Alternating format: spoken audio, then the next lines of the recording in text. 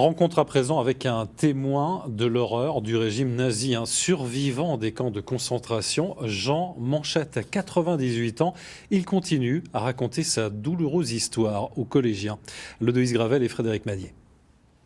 Pour avoir refusé le travail obligatoire, avoir bravé les interdictions des nazis et chanté des chants patriotiques, Jean Manchette a été déporté en Allemagne durant 25 mois, d'avril 1943 à mai 1945. Battu, maltraité, insulté, il a connu la violence physique et psychologique, la haine des SS, le froid, la faim, l'épuisement et toute l'horreur du régime nazi. J'ai donc fait partie du convoi du 28 avril 1943 pour aller au camp de concentration de Sachsenhausen. Son histoire, il la raconte dans un film de 52 minutes projeté ce jour-là à des élèves de 3e. Un film suivi d'anecdotes et de questions-réponses. C'est l'un des seuls survivants à des camps de concentration qui, vu comment c'était terrible, comme il l'a dit, certains se sont suicidés et qu'il ait réussi à survivre, à résister aux douleurs physiques et morales, c'est vraiment incroyable. On ressent beaucoup plus d'émotions qu'à travers un film, des livres ou des leçons.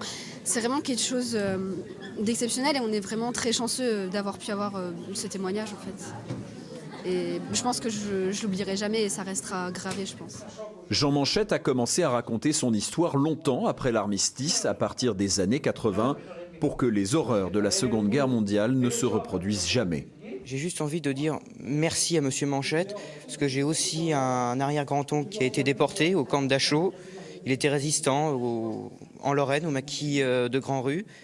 Il est mort là-bas, et pour moi c'est quelque chose de très important, qu'il y ait encore des gens aujourd'hui pour témoigner et surtout ne pas oublier les erreurs du passé.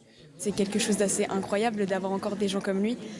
Et surtout de cet âge-là, qui n'ont pas peur et qui, malgré le fait qu'ils soient très perturbés par cette histoire, par ce vécu, qui arrivent encore à en parler en gardant la tête haute, sans baisser les bras et qui n'a jamais eu peur de tout laisser tomber après ce qui s'est passé.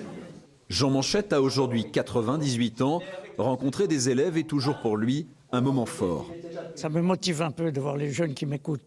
Ça me motive, ça me donne du courage, pas du courage, je l'ai, mais ça me fait du bien. Hein, je suis tout seul, maintenant je suis veuf, ça me fait du bien de fréquenter la jeunesse, qui s'est bien tenue d'ailleurs, ils sont bien tenus. Alors, qu'est-ce que dire d'autre? J'espère revenir, mais... Hein. Jean Manchette poursuivra tant qu'il pourra ses interventions en milieu scolaire.